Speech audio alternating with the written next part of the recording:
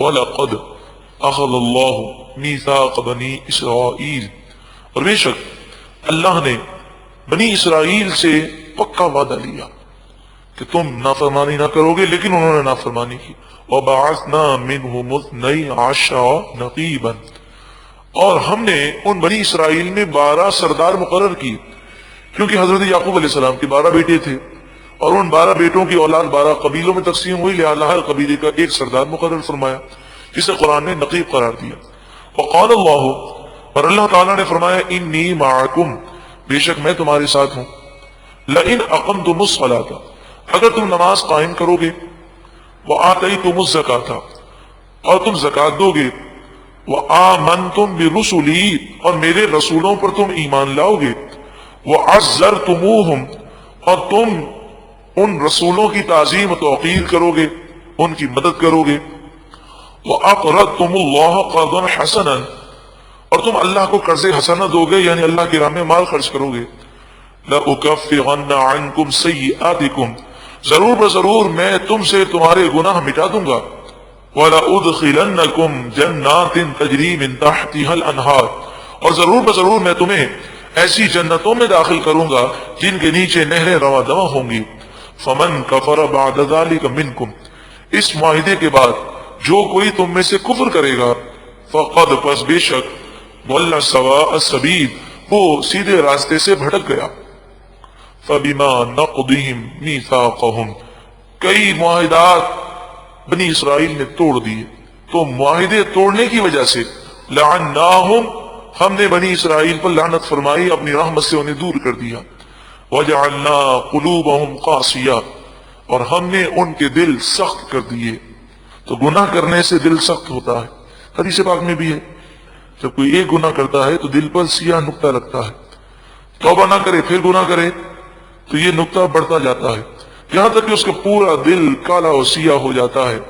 حدیث پاک میں فرمایا دلوں کو بھی زنگ لگ جاتا ہے، اور فرمایا اس کی صفائی کا حل یہ ہے کہ کثرت سے توبہ کی جائے، کثرت سے موت کو یاد کیا جائے، اور کثرت سے قرآن پاک کی تلاوت کی جائے، قرآن پاک کو سمجھا جائے۔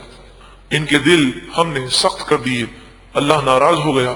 یحرفون الکلم عن مواضعہ، وہ اللہ کے کلام میں تحریف کرتے ہیں، رد و بدل کرتے ہیں، کلام کو ان کی جگہوں سے پھیر دیتے ہیں۔ وَنَسُوا حَظًّا مِّمَّا ذُكِّرُوا بِهِ، اور جو ہم نے انہیں نصیحتیں کی اس میں سے ایک بڑا حصہ وہ بھول گئے، ان نصیحتوں پر انہوں نے عمل نہ کیا۔ وَلَا تَزَالُ تَطَّلِعُ عَلَى خَائِنَةٍ مِّنْهُمْ، اے محبوب ہمیشہ آپ یہودیوں کی سازشوں پر مطلع ہوتے رہیں گے، اور یہ ہمارے لیے بھی درس ہے، یہودی تا قیامت سازش کرتے ہی رہیں گے، تو ان کی سازشوں سے بچنے کا طریقہ تقوی اور پرہیزگاری ہے۔ الا قلیلا منہم، مگر ان میں سے تھوڑے ایمان لائیں گے اور سازشیں نہیں کریں گے۔ فاعف عنہم، پس آپ ان سے درگزر فرمائیے، واصفح، اور انہیں چھوڑ دیجیے، کیونکہ ابھی یہودیوں کے خلاف جہاد کا حکم نہیں آیا تھا، مسلمان اس وقت کفار سے لڑ رہے تھے، تو ایک اور محاذ جنگ کھولنے کی اجازت نہ تھی، تو فرمایا ابھی آپ ان سے درگزر کریں، انہیں چھوڑ دیں۔ پھر جب جہاد کا حکم ہوا تو نبی اکرم صلی اللہ علیہ وآلہ وسلم نے یہودیوں سے جہاد فرمایا۔ ان اللہ یحب المحسنین، بے شک اللہ تعالی نیکی کرنے والوں کو پسند فرماتا ہے۔ ومن الذین قالوا انا نصارى، اور لوگوں میں سے بعض وہ لوگ ہیں جنہوں نے کہا کہ ہم عیسائی ہیں، عیسائیوں کا ذکر کیا گیا، نصارہ عیسائیوں کو کہتے ہیں۔ اخذنا میثاقهم، ان لوگوں سے ہم نے پختہ وعدہ لیا۔ فنسوا حظا مما ذکروا به، جو انہیں نصیحتیں کی گئی تھیں وہ نصیحتوں میں سے اکثر نصیحتوں کو بھول گئے۔ یہی حال مسلمانوں کا ہے، نہ قرآن پر عمل ہے نہ حدیث پر عمل ہے، انہیں پتہ ہی نہیں کہ اللہ اور اس کے رسول نے کیا فرمایا، اگر معلوم ہے تو وہ عمل نہیں کرتے، اور عمل نہ کرنا گویا کہ بھول جانا ہے۔ فَأَغْرَيْنَا بَيْنَهُمُ الْعَدَاوَةَ وَالْبَغْضَاءَ إِلَى يَوْمِ الْقِيَامَةِ، جب انہوں نے ایسا کیا تو قیامت تک ہم نے یہودیوں اور عیسائیوں سب کے درمیان عداوت اور بغض اور دشمنی کو رکھ دیا۔ یہودی عیسائی کے دشمن ہیں، عیسائی یہودیوں کے دشمن ہیں، خود یہودیوں میں آپس میں فرقے ہیں، عیسائیوں میں فرقے ہیں جو آپس میں ایک دوسرے کے دشمن ہیں، مگر سب مسلمانوں کو مشترکہ دشمن سمجھتے ہیں، اور ان کے جو مفکرین کہلاتے ہیں، انہوں نے آپس کی لڑائی کو ختم کرنے کے لیے اور وقتی طور پر دبانے کے لیے مسلمانوں کا ہوا دے دیا، القاعدہ کا ہوا دے دیا، دہشت گردی کا ہوا دے دیا، کیونکہ ان کی تو ایسی لڑائیاں ہوتی تھیں۔ شمالی آئرلینڈ کے واقعات آپ نے اخبارات میں پڑھے ہوں گے، ایک دوسرے کے چرچوں میں جا کر انہوں نے بم پھینکے ہیں، سامنے ایک دوسرے کے خلاف فائرنگ کی ہے۔ اس طرح ان کی عیسائیوں میں لڑائیاں ہیں، مگر انہوں نے مسلمانوں کو دشمن بنا کر پیش کر دیا اور یہ کانسیپٹ دیا کہ اپنی لڑائیاں چھوڑو، یہ مشترکہ جو دشمن ہے ہمیں اس کا مقابلہ کرنا ہے، اور اس کا ہوا انہوں نے بٹھانے کی کوشش کی۔ دہشت گرد مسلمان نہیں ہے، مگر بات یہ ہے کہ اپنی قوم میں اتحاد کے لیے کوئی دشمن کا ہونا سامنے ضروری ہوتا ہے۔ کاش مسلمانوں کو بھی عقل سلیم مل جائے، وہ اپنی قوتیں، اپنی طاقتیں آپس میں لڑنے کے بجائے یہ طاقتیں، یہ قوتیں کافروں کے خلاف استعمال کریں۔ اب یہاں پر ایک چیز عرض کروں کہ جب عیسائیوں یہودیوں نے توریت اور انجیل کے احکام کو انہوں نے چھوڑ دیا تو پھر کیا ہوا؟ دشمنیاں پیدا ہو گئیں۔ مسلمانوں نے بھی دین کو چھوڑا تو بھائی بھائی میں دشمنی ہے، گھر گھر میں آگ لگی ہوئی ہے۔ بسا اوقات تو نعوذ باللہ من ذالک لوگ آ کے بتاتے ہیں، ہم کسی کو بتا نہیں سکتے، آپ کو بتا رہے ہیں، آپ دعا کریں کہ ہمارے بچے ہم پر ہاتھ اٹھاتے ہیں، نعوذ باللہ من ذالک ثم نعوذ باللہ من ذالک۔ یہ میڈیا، یہ جدید تعلیم، یہ یہود و نصارہ کی تہذیب ہمارے ملک میں گھسنے کے نتائج ہیں۔ وَسَوْفَ يُنَبِّئُهُمُ اللَّهُ بِمَا كَانُوا يَصْنَعُونَ، اور ان قریب اللہ انہیں خبر کر دے گا ان برے کاموں کی جو وہ کیا کرتے تھے، کل بروز قیامت انہیں سزا دی جائے گی۔ یا اہل الکتاب، اے اہل کتاب، قد جاءکم رسولنا، بے شک تمہارے پاس ہمارے رسول آ گئے، یبین لکم کثیرا مما کنتم تخفون من الکتاب، وہ رسول بہت ساری وہ چیزیں ظاہر کرتے ہیں جو تم اللہ کی کتاب میں چھپایا کرتے تھے۔ توریت و انجیل کی بے شمار باتیں تم چھپاتے تھے، یہ نبی تمہیں بتاتے ہیں۔ وَيَعْفُو عَنْ كَثِيرٍ، اور بہت ساری باتوں کو وہ بیان نہیں کرتے حکمت کے تحت، جس بات کا حکم ہوتا ہے اللہ کی طرف سے وہ بتاتے ہیں کہ توریت میں یہ بات تھی، تم نے یہ بات چھپائی ہے۔ قَدْ جَاءَكُم مِّنَ اللَّهِ نُورٌ وَكِتَابٌ مُّبِينٌ، بے شک تمہارے پاس اللہ کی طرف سے نور آ گیا اور روشن کتاب آ گئی۔ دیکھیں، نور سے مراد حضور ہیں اور روشن کتاب سے مراد قرآن پاک ہے۔ میں آپ سے اگر یہ کہوں کہ آپ کے پاس زید اور بکر آ گیا، تو آپ جانتے ہیں زید الگ چیز ہے، بکر الگ چیز ہے، تو واو جو ہے یہ اکثر مغایرت کے لیے آتا ہے۔ نور سے مراد حضور ہیں اور کتاب مبین سے مراد قرآن ہے۔ ایسا نہیں کہ نور سے مراد بھی قرآن ہے اور کتاب مبین سے مراد بھی قرآن ہے، یہ اس سے مراد نہیں ہے۔ نبی اکرم صلی اللہ علیہ وآلہ وسلم نور ہیں، اللہ تعالیٰ نے ساری کائنات کے لیے آپ کو نور بنایا، آپ پر جو کلام نازل ہوا وہ بھی نورانی ہے، آپ کی حدیثیں بھی نورانی ہیں، ان سے وابستہ ہونے والا ظاہر اور باطن میں منور ہو جاتا ہے۔ نبی اکرم صلی اللہ علیہ وآلہ وسلم ایسے نور ہیں کہ سب سے پہلے اللہ تعالیٰ نے ساری کائنات بنانے سے پہلے سب سے پہلے اپنے محبوب کو نور پیدا کیا۔ حدیث صحیح میں موجود ہے، اپنے محبوب کو نور پیدا کیا اور اسی نور سے پوری کائنات بنائی، اور یہ نور پھر حضرت آدم علیہ السلام میں رکھا اور فرشتے اس نور کی دیدار کے لیے آتے، اور پھر یہ نور منتقل ہوتا رہا، اور پھر 12 ربیع الاول کو نبی اکرم صلی اللہ علیہ وآلہ وسلم کی ولادت جب ہوئی تو حضرت بی بی آمنہ فرماتی ہیں کہ ایسا نورانی منظر تھا، حجاز میں رہتے ہوئے میں نے کیسر و کسریٰ کے محلات کو دیکھ لیا اور مشرق و مغرب میرے لیے روشن ہو گیا۔ اللہ تعالیٰ اس نورانی رسول کے صدقے میں ہمارے ظاہر اور باطن کی گندگیوں کو دور فرمائے اور ہمیں منور فرما دے۔ یہدی بہ اللہ، اللہ تعالیٰ اس کے ذریعے ہدایت عطا فرماتا ہے، من اتبع رضوانہ، اسے جو اللہ کی رضامندی پر چلے، تو اللہ کی رضامندی حاصل کرنے کی کوشش کرے، اور کہاں چلے؟ سبل السلام، سلامتی کے راستوں پر چلے، انہیں اللہ ہدایت دیتا ہے۔ وَيُخْرِجُهُم مِّنَ الظُّلُمَاتِ إِلَى النُّورِ بِإِذْنِهِ، اور اللہ ان مسلمانوں کو، ان ہدایت کے طلبگاروں کو اپنے اذن سے اندھیروں سے نکال کر نور کی طرف لے جاتا ہے۔ وَيَهْدِيهِمْ إِلَى صِرَاطٍ مُّسْتَقِيمٍ، اور انہیں سیدھے راستے کی ہدایت دیتا ہے۔ اے پروردگار ہمیں بھی ایسا ہی بنا دے۔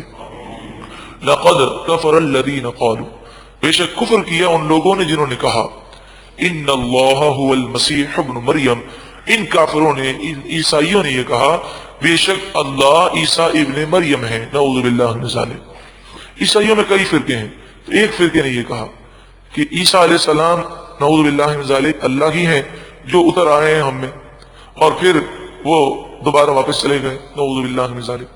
یہ میں عرض کروں کہ تمام عیسائی اس بات پر متفق نہیں ہے کہ حضرت عیسیٰ علیہ السلام شہید ہو گئے، ان میں بھی اختلافات ہیں۔ قل، اے محبوب آپ فرمائیے، فَمَن يَمْلِكُ مِنَ اللَّهِ شَيْئًا إِنْ أَرَادَ أَن يُهْلِكَ الْمَسِيحَ ابْنَ مَرْيَمَ وَأُمَّهُ وَمَن فِي الْأَرْضِ جَمِيعًا۔ اے محبوب آپ فرمائیے کہ تم حضرت عیسیٰ علیہ السلام کو خدا سمجھتے ہو، اللہ سمجھتے ہو، تو ذرا یہ بتاؤ کہ اگر اللہ تعالیٰ عیسیٰ علیہ السلام اور ان کی ماں اور بلکہ تمام انسانوں کو، تمام کائنات میں جو مخلوق ہے سب کو وفات دینا چاہے تو کیا کوئی اللہ کو روک سکتا ہے؟ کوئی نہیں روک سکتا۔ تو اللہ وہ ایک ہی ہے اور وہی معبود حقیقی ہے، اس کے علاوہ کوئی معبود نہیں۔ وَلِلَّهِ مُلْكُ السَّمَاوَاتِ وَالْأَرْضِ وَمَا بَيْنَهُمَا، اللہ ہی کے لیے آسمان و زمین کی بادشاہت ہے اور اللہ ہی کے لیے جو آسمان و زمین کے درمیان ہے۔ يَخْلُقُ مَا يَشَاءُ، وہ جو چاہتا ہے پیدا فرماتا ہے۔ وَاللَّهُ عَلَى كُلِّ شَيْءٍ قَدِيرٌ، اور اللہ ہر چاہت پر قادر ہے۔ وقالت اليهود والنصارى نحن ابناء اللہ وأحباؤه، یہودی اور عیسائی بولے کہ ہم اللہ کے بیٹے ہیں اور اللہ کے محبوب بندے ہیں۔ یہاں بیٹے سے مراد یہ نہیں کہ عیسائی یہودی اپنے آپ کو خدا کے بیٹا سمجھتے تھے، بیٹے سے مراد یہ ہے کہ جس طرح باپ اپنے بیٹے سے محبت کرتا ہے اللہ بھی ہم سے محبت کرتا ہے۔ بیٹا کتنا بھی سرکش ہو لیکن باپ ہی کا بیٹا کہلاتا ہے، وہ بیٹا ہونے سے خارج نہیں ہوتا۔ اسی طرح ہم کچھ بھی کریں ہم جنتی ہیں، یہ وہ کہنا چاہتے تھے۔ قرآن مجید فرقان حمید نے اس کا جواب دیا، قل، اے محبوب آپ فرمائیے، فَلِمَا يُعَذِّبُكُمْ بِذُنُوبِكُمْ، پھر وہ تمہیں تمہارے گناہوں کی وجہ سے سزا کیوں دیتا ہے؟